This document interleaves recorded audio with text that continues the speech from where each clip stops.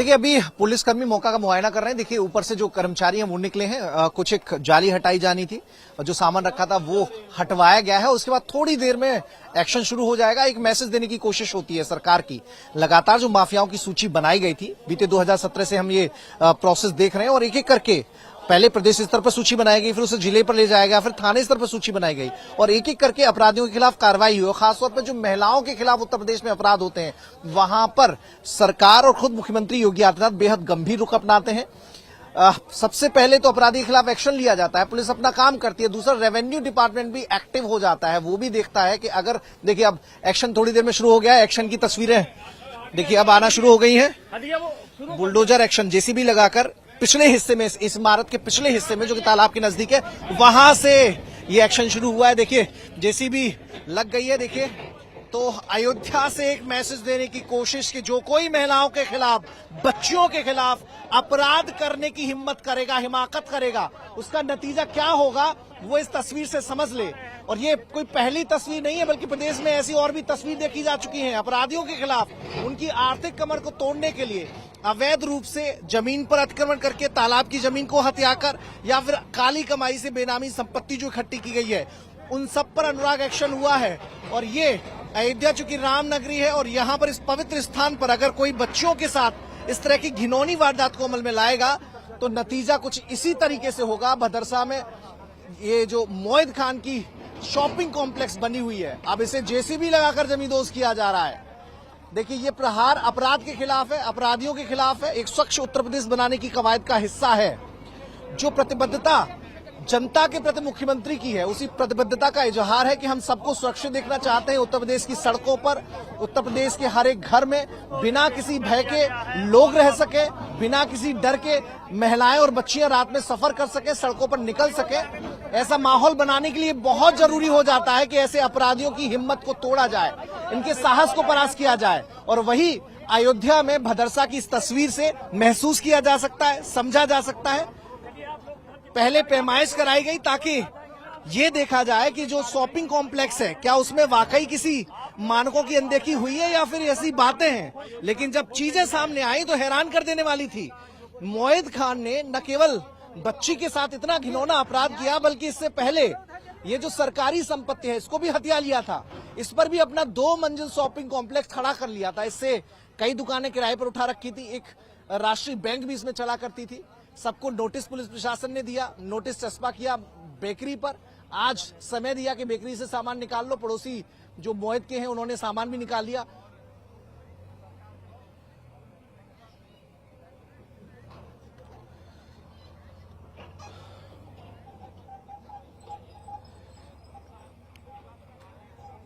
देखिए 2 तरह की जो इसमें चीजें सामने आई हैं। एक तो आधा हिस्सा तालाब की जमीन पर बना हुआ है, लेकिन जो पिछला हिस्सा है जिस पर अभी जेसीबी चल रही है इसमें नक्शा पास नहीं कराया गया था। तो ऐसे में दोनों ही, एक तो बिना नक्शा पास कराए इतनी 2 मंजिला इमारत खड़ी कर ली गई और दूसरा तालाब की जमीन पर खड़ी कर ली गई। तो दोनों तरह की अनियमितताएं सामने आई थी। उसके बाद रेवेन्यू डिपार्टमेंट ने यह फैसला किया कि पूरी इमारत को जमींदोज किया जाएगा। लेकिन मोहित खान चूंकि समाजवादी पार्टी से जुड़े हैं तो ऐसे में वो उनका दबदबा, उनका रसूख यहां पर कायम था, जिसके चलते इस तरह वो तालाब की जमीन पर अतिक्रमण करके अपनी इमारत खड़ा करते रहे। लेकिन न तो नगर पंचायत के अधिकारी ने कोई सुध ली, न बाकी किसी ने कोई शिकवा शिकायत जो की गई उन पर कोई एक्शन लिया। तो ये जो पावर का इस्तेमाल करके अपना रसूख बढ़ाने की कोशिश भदरसा में मोहित खान कर रहे थे, उस पर प्रहार आज किया जा रहा है। रसूख बर्दाश्त नहीं होगा साहब। ये सरकार 0 टॉलरेंस की नीति पर काम करती है। आप ईमानदारी से काम करिए, ईमानदारी से रहिए, एक अच्छा माहौल उत्तर प्रदेश में आपको देखने को मिलेगा। लेकिन जहां आपने लॉ एंड ऑर्डर को चैलेंज करने की कोशिश की, जहां आपने अपराधी बनकर अपराध करने का इरादा अपने मन में बना लिया, जहां आपने महिलाओं के साथ छेड़खानी की, बच्चियों के साथ अत्याचार किया, यौन शोषण किया, गैंग रेप जैसी घटनाएं हुई, तो वहां एक्शन लिया जाएगा और जैसे भी एक्शन लेगी, खबर लेगी, जांच की जाएगी। किसी निर्दोष के साथ अन्याय भी न हो, इसका खास ध्यान रखा। जांच की जाएगी, जांच में अगर फैक्ट्स ऐसे सामने आए कि आपने कानून को हाथ में लिया है तो एक्शन लिया जाएगा और वही एक्शन आज लिया जा रहा है। रामनगरी से मैसेज पूरे प्रदेश को देने की कोशिश है कि बुलडोजर एक्शन में कमी नहीं आएगी। जो सरकार की प्रायोरिटी है भय मुक्त समाज बनाने की, उससे कहीं कोई समझौता नहीं है। भले चुनाव के नतीजे कुछ भी हो, लेकिन एक्शन में कहीं कोई कमी नहीं आएगी और वही ऐसा जेसीबी लगाकर अनुराग यहां पर होता हुआ दिखाई दे रहा है। देखिए कामयाब फॉर्मूला बन गया है और इससे लॉ एंड ऑर्डर को मेंटेन करने में आसानी हो रही है। इससे क्राइम जो रेट है वो घट रहा है और शायद यही वजह है कि यूपी का अनुसरण कई और राज्य कर रहे हैं। मध्य प्रदेश में जब शिवराज सिंह चौहान मुख्यमंत्री थे उस वक्त भी वहां पर बाबा का बुलडोजर जो कि फेमस हो गया उत्तर प्रदेश में, उसका उपयोग मध्य प्रदेश में हुआ। छत्तीसगढ़ में भी कुछ ऐसी तस्वीर देखने को मिली, राजस्थान में भी ऐसी तस्वीर देखने को मिली जबकि वहां पर कांग्रेस की सरकार थी।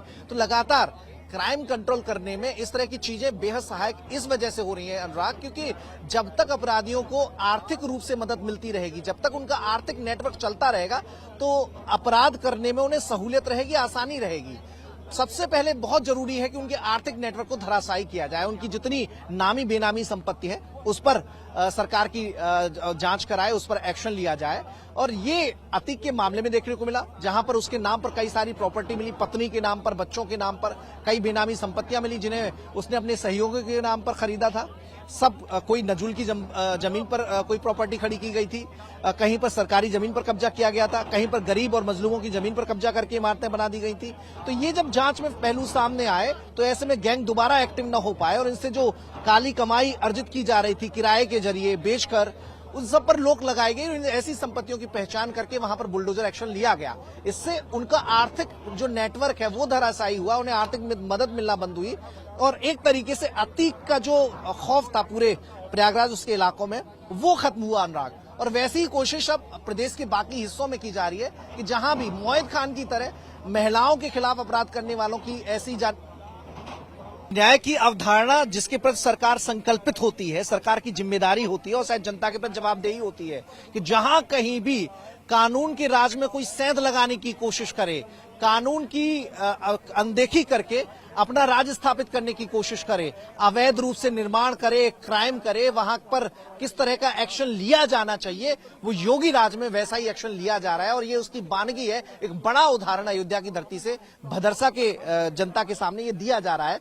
जो पीड़ित परिवार इंसाफ की मांग कर रहा था, आज शायद तस्वीरों के माध्यम से, टाइम्स नाउ के माध्यम से वो लोग देख रहे होंगे कि कैसे मोहित खान की उस सल्तनत को जो उसने अवैध जमीन पर खड़ी की थी उसे ढहाया जा रहा है। उस आलीशान मकान को जहां पर मोहित रहा करता था, वो शॉपिंग कॉम्प्लेक्स जिन दुकानों से मोहित खान को किराया आता था, जिससे उसकी आर्थिक रूप से मजबूती उसे हासिल होती थी, जिसके दम पर वो पुलिस प्रशासन को अपनी जेब में रखा करता था, जिसके दम पर उसने पीड़िता को इंसाफ दिलाने से रोकने की कोशिश की, एफआईआर को दर्ज नहीं होने दिया। आज वही दम कैसे बेदम होकर यहां पर दिखाई दे रहा है, कैसे बिल्डिंग को जमींदोज किया जा रहा है। ये तस्वीरें पीड़िता और पीड़िता के परिवार वाले देख रहे होंगे और न केवल वो देख रहे होंगे बल्कि पूरा प्रदेश देख रहा है कि योगी राज में बिना किसी भेदभाव के कैसे एक्शन लिया जाता है, सरकार की जो जिम्मेदारी है उसे कैसे निभाया जाता है। बल्कि अगर 2017 से पहले की सरकारें भी इस तरह की कोशिश करती, इस तरह की कवायद करती, तो आज कानून व्यवस्था के नाम पर सरकारों के परिवर्तन का दौर जो होता है,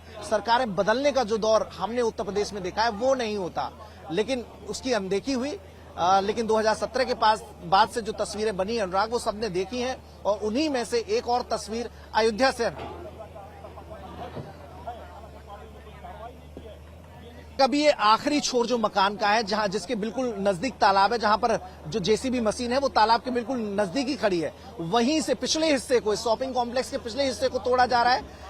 बाकी जो दो जेसीबी मशीनें वो फ्रंट साइड पर लगी हुई हैं और फ्रंट साइड पर वो जेसीबी मशीन अपना काम कर रही हैं। तो चारों तरफ से, आगे से और फ्रंट साइड से, आगे से और पीछे दोनों तरफ से जेसीबी लगाकर इसे ढाया जा रहा है। पहला हिस्सा तोड़ लिया गया है, दूसरे हिस्से की जो छत है वो आधी लटकी हुई है और जो एक और माला है वहां तक ये जो जेसीबी मशीन है अभी अपना काम स्टार्ट करेगी। देखिए एक एक करके निचली जो दीवार है उसे हटाया गया है और जो पहली छत आपको नजर आ रही है इसे अब बुलडोज किया जा रहा है। जेसीबी मशीन जो न्याय की कोशिश है उसे देने की इरादे के साथ काम कर रही है और देखिए अब एक कोने से दूसरे कोने तक